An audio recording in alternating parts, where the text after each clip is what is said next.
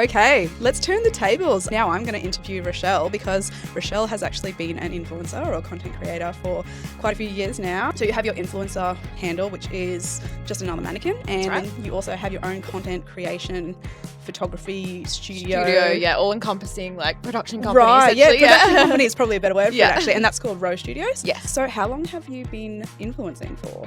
That's a good question. It's definitely been around a decade. Yeah, Just on the side. I started with it just on the side, just kind of while I was studying and trying to build like my own profile up, and I actually started it to try and get a job in the industry, so I kind of wanted to kind of leverage it and be like, I'm sort of like in this space, in the fashion space, so that's why I started it. And then I went full time with it around 7 years ago. So a decade, that's a long Yeah. time. I bet things have changed over the years too. So much. Yeah, even the platforms and everything. Yeah, it's very different now. Can you tell me some of the best campaigns you've done and then some of the worst? That's a juicy question. You don't have to name and shame. Anything that kind of really aligns with me, where the client is willing to let me kind of run with my own ideas and my creative, I don't like anything too strict. Yeah, it's just really nice to work with really cool brands that let me go with it and execute like a fun idea that I might have. So yeah, there's been some really fun campaigns. I worked with Avis, the like hire car company, and let's do like a trip. Just things kind of out of the box that push me a little bit too. I've worked with a lot of great Australian fashion brands too. So I have awesome clients. Or when I'm traveling and I'll like take some brands with me and kind of they'll let me like shoot overseas and stuff like that. That's always fun. Like I want the goss on like who were some of the worst campaigns or clients. Probably just brands that never paid me. It's probably bad. I was a little bit naive and a little trusting at the start, so I wasn't strict with like deposits and things like that, and put a lot of time into campaigns that brands never paid me for. So I learned that lesson.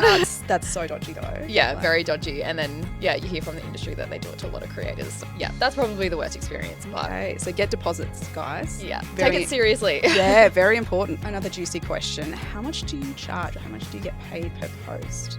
Yeah, so that kind of depends on a brief, but like a standard post on my account is a couple $100, maybe like $400 or $500, depending on how much they want to execute in terms of the creative.